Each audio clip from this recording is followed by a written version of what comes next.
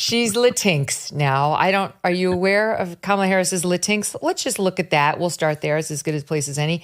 SOT 3 to kick things off. Oh, it's good to see so many friends. I love you back. She sounds like Hilaria Baldwin. Why does she do this? Why? You know, I'll tell you what I think.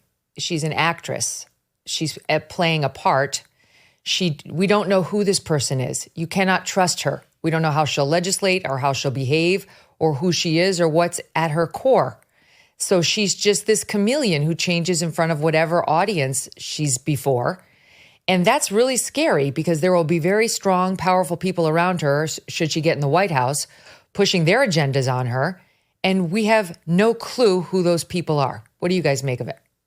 Yeah, I mean, look, I think it's like it was the old Culture Club song, the comma, chameleon. I mean, that's basically what she's got going on. And the funny thing is you put her in any crowd and she basically just tries to reflect back what it is that they want to hear, right? But the problem is she's not even really very good at that. And we were talking about this on our show this morning, is every question, it doesn't matter. She puts about 4 sentences together to buy time. Mm-hmm. You know, and what did you say, Doug? It was like the verbal equivalent of. Yeah, it's like trying to fill the word count on a term paper.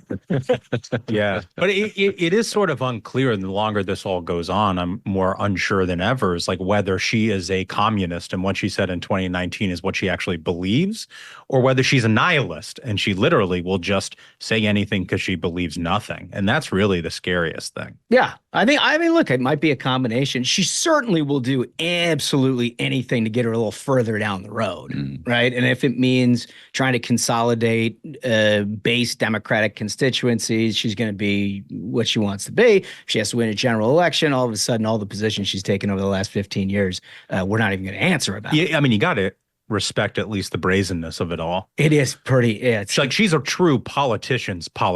She is like the anti-Trump. Like Trump is very bad at being a politician sometimes when he needs to be. Like he is who he is, and he's going to tell you exactly what he thinks. That's why people love about him. Yeah. And she's the inverse of that. Yeah. You had yesterday Kamala Harris to the NABJ.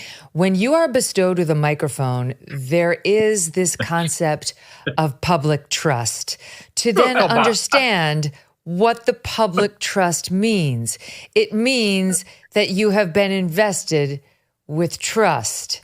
And I will give you today's edition of the Kamala Harris inanity in SOT 4. But don't necessarily have the resources to do everything their child needs. I grew up understanding the children of the community are the children of the community. When you're right, you're right. Oh, God. It's so bad. I mean, look, like, it's so bad that it really does feel like it's a fictional comedic set. Yeah, it really does. Yeah. And she also does this thing, I'm sure you guys have noticed it, where she sort of slows her cadence so that she sounds authoritative, even though she's not really saying anything. She's like that person who is the boss in your office and you're sitting in a meeting and everybody sitting there is like, why is this person in charge again? And they just slow down because they think what they're saying is somehow meaningful and everybody is texting about what an idiot they are. Except heavy HR vibes. Heavy, yeah. Right? I mean, it's not, you don't get a lot of that on the C-suite. Heavy HR vibes on that. That's totally true. But she really, I think she thinks like she is some sort of authority, you know, like if she slows down and if she adds the appropriate filler, you know, yeah, exactly, she adds that a lot too, right? Doesn't she? Yeah. Well, like, but then we can be unburdened by what has been, you know. Anyway, she's more in love with the sound of her own voice and her accomplishments than we even knew. This surfaced earlier online, and then we went back and just took a dive. And she's been saying this over and over for years. Here's a little piece of what Kamala Harris thinks about Kamala Harris, SOT 43. You know, I was the first person to be a woman attorney general of California. I was the first woman to be elected district attorney of San Francisco. I was the first person of color to be elected attorney general of California. Whatever, first. Welcome to the Role Model Club. It's tough. Boy. Being a part of the role model club means being in a room where sometimes you may be the only person who has had the experiences you've had. Oh, my Lord. The best part of that clip, Megyn, is her, and the crowd's like, ugh. Yeah. Nobody laughs. No one. That was Jan 16. We found at least 4 more in like 2 minutes. We did a search. She loves this phrase. She is the role model. She's in the role model club. Why again? Because of her lady parts and her skin color. That's truly what she say. Yeah. Look, I have a vagina and I have the following skin tone. Yay for me. Like no wonder people felt uncomfortable. It's like an elevator pitch, but also with vocal fry. Like she's like, I didn't notice that until you played it, Megyn. But like when she's like feels weird about the thing she's saying, sometimes she adds in kind of this vocal fry. Like she's somehow straining to say the thing. Like to your point, she is this well practiced and she has said it thousands of times, but she pretends like it's the first time she's just thinking of it. Yeah. It's like fake emotion. Yeah. Yeah. Right. Yeah. Oh, have you seen that clip online where it shows her like, I'm from the middle class, I'm from the middle class, I'm from the middle class. You know, I'm a prosecutor. As a prosecutor, I'm a prosecutor. You know, my opportunity economy, opportunity, like she's got her lines like an actress and she delivers them. We don't have any idea who this person really is, but we have some clues from 2019 when she actually had to say some policy positions and run for office on her own. And she's about as far left as they come. Everything other than that, we have no idea. Yeah, I mean, well, to me, I think Kamala Harris kind of embodies the very cynical, nihilistic completion of where the Democrats have been headed for a while. Like right now, everyone in this country is asking, who's running the country? We only see Joe Biden sitting on the beach. It's because Democrats have come to accomplish what they've always wanted, just an administrative state that runs itself, that spends taxpayer money, that makes sure them and their groups get all their pockets stuffed with taxpayer cash.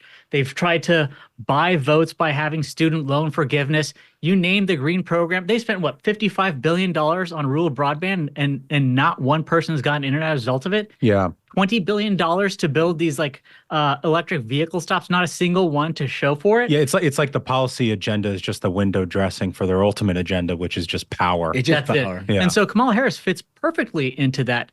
She, in her own mind, thinks, oh, I'm in charge here. I'm the boss. And meanwhile, they're just like, have that idiot read a couple lines, and I think we can make it through November. Yeah. She's exactly right, though. She's mentioning the thing that did get her ahead, to be honest.